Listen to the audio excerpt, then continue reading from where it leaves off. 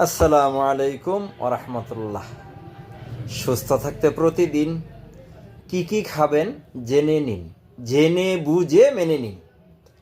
আজকের ভিডিও তাদের জন্য যাদের ঠান্ডা, কফ, কাশ, হাঁপানি শুকায়া গেছে, বুকে গড়গড় শব্দ হয়, ডুব কাশটা ফালতে চান আসে না, এবং ডুব গিলতে চান ভিতরেও যায় না।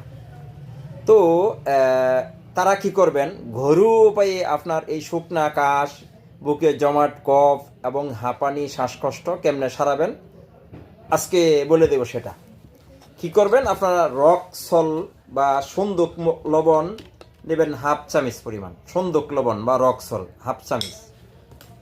এর সাথে দিবেন আপনি খাঁটি মধু দিবেন পরিমাণ 2 চামিচ। এই হাফ চামিচ রক্সলের সাথে বা সন্দক লবণের সাথে 2 চামিচ খাঁটি মধু দিয়া এটা ভালো করে মিশাইয়া নেবেন, সুন্দর করে মিশাইয়া নেবেন। মিশাইয়া নেওয়ার পরে এটা সকালে আর রাতে, প্রতিদিন সকালে এবং রাতে খাইতে টেস্টও পাবেন, এবং ঠান্ডা, কাশি, শুকনা কফ, গালায় পায়খানা প্রস্রাবের সাথে বেরিয়ে আসবে। আলহামদুলিল্লাহ, এটা স্থায়ীভাবে সমাধান পাবেন।